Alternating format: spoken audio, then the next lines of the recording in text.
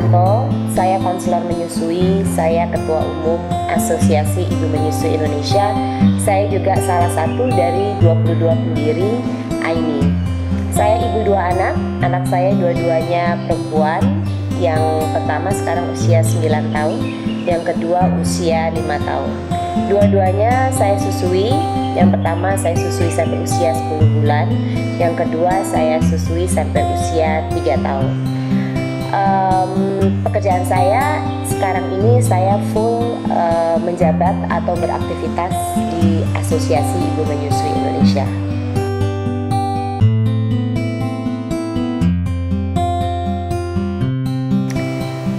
Yang membuat saya memutuskan untuk menyusui atau memberikan ASI kepada kedua anak saya memang berangkat dari pengalaman diri sendiri yang pada saat kecil saya termasuk anak yang tidak disusui atau hanya disusui sebentar oleh ibu saya.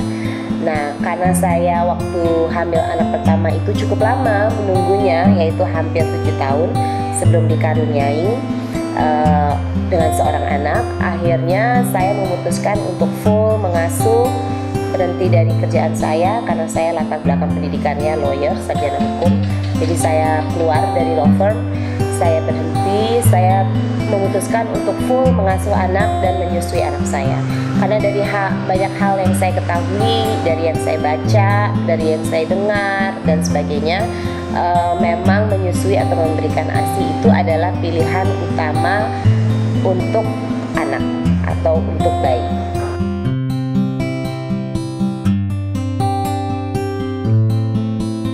Yang menjadi inspirasi saya pada saat saya sedang menyusui mungkin sesama ibu menyusui lainnya ya, karena saya banyak belajar dari cerita-cerita para ibu menyusui lainnya.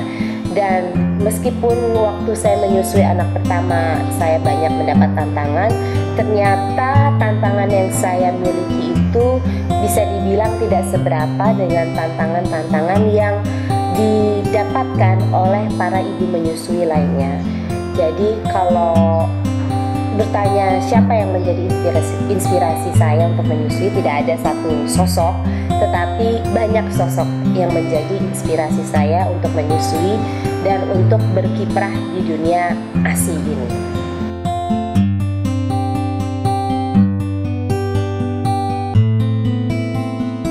Waktu saya menyusui anak saya yang pertama memang banyak tantangan yang saya hadapi, karena ternyata niat saja itu belum cukup untuk menjamin keberhasilan menyusui.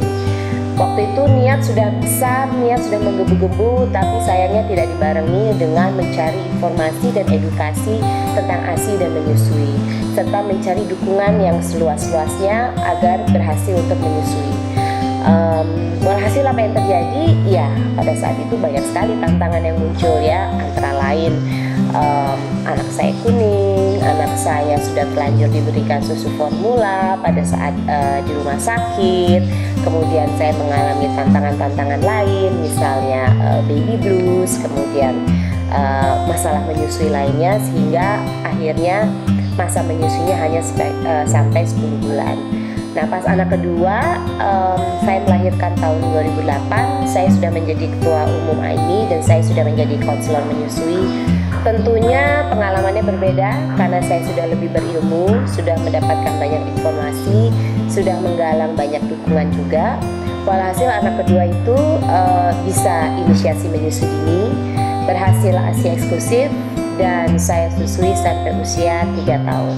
Jadi bisa dibilang anak kedua itu tidak pernah mendapatkan air susu lain selain daripada air susu ibunya sendiri.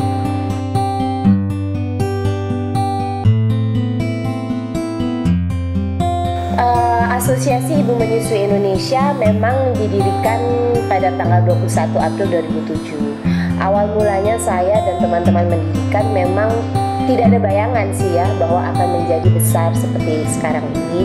Jadi memang kami pada saat itu fokusnya ingin ada suatu kelompok atau organisasi yang memang peranannya hanya murni semata-mata memberikan dukungan yang sebesar-besarnya buat seorang ibu menyusui agar dia berhasil untuk memberikan ASI kepada bayinya.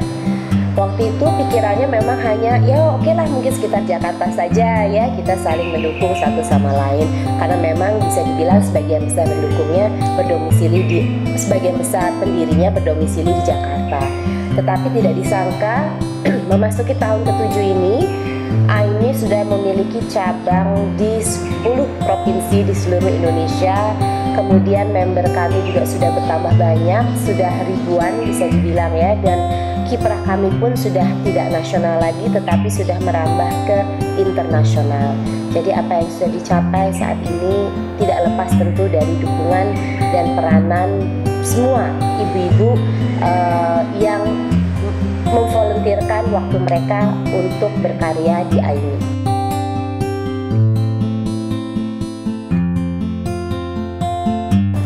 Buat para ibu menyusui, yang bisa saya sampaikan adalah menyusui itu atau ASI itu adalah pemberian yang paling berharga yang bisa kita berikan kepada anak kita.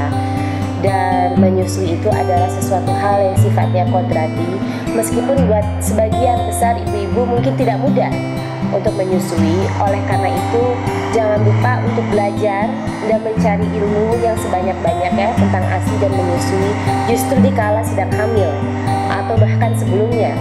Jadi jangan tunggu bayinya sudah lahir baru kita cari tahu informasi tentang ASI.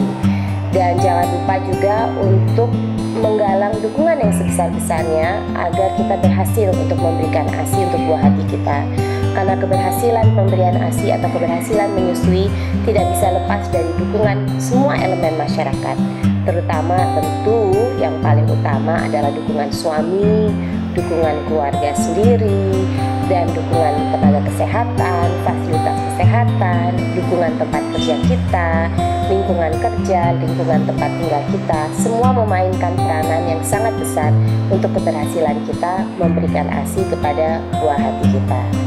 Buat teman-teman saya tercinta yang di AIMI, terima kasih selama ini sudah memberikan kontribusi yang begitu banyak demi kemajuan dan keberhasilan AIMI selama ini dalam melaksanakan misi dan visinya, terutama melaksanakan tugasnya untuk memberikan dukungan bagi para ibu-ibu menyusui di Indonesia.